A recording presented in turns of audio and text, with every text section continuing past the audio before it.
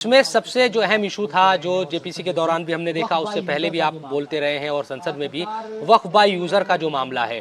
सरकार कह रही है, हमने जगदम्बिका पाल जो जेपीसी के चेयरमैन थे उनसे भी बार बार इस चीज़ को लेकर पूछा। वो कह रहे हैं कि देखिए, कोई मस्जिद नहीं जाएगी, कोई खानका नहीं जाएगी, कोई मदरसा नहीं जाएगा, जो इबादत गाहें हैं, जो कब्रिस्तान हैं, वो रहेंगे।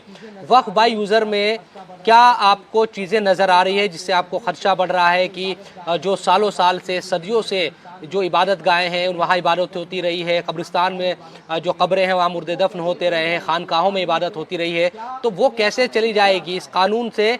क्या उसमें आपको नजर आता है? आसान जवाब है। बीजेपी कहती है कि मस्जिदें नहीं जाएंगी ना, तो आप देखिए, मैं आपको एग्जांपल दे रहा हूँ। शाही मस्जिद संभल की है, ये है ऑफिशियली प्रोटेक्टेड साइट है। दिसंबर 22 1920 में ancient monument preservation act of 1904, और ये मॉन्यूमेंट डिक्लेयर हुआ नेशनल इंपॉर्टेंस का और एएसआई में डिक्लेयर है।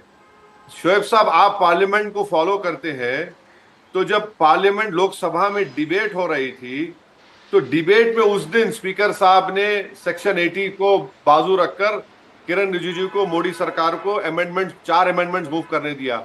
एक अमेंडमेंट ये कहता है 3D, जो कहता है कि एनी डिक्लेरेशन और notification issued under this act under any previous act respect of Waqf property shall be void if such property was a protected monument और protected area under Ancient Monuments Preservation Act 1904 or the Ancient Monuments and Archaeological Sites, जिसको ASMR बोलते हैं, 1958 at the time of such declaration notification।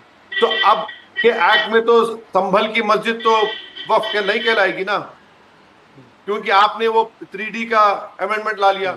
इसमें कई इमाम बाड़े वक्फ नहीं रहेंगे। अच्छा, कई हमारे अब आप ये मथुरा की मस्जिद है, ज्ञानवापी की मस्जिद है, क्योंकि वो प्रोटेक्टेड मॉन्यूमेंट है तो आ जाएगा एएसआई में, वो वक्फ नहीं रहेंगे।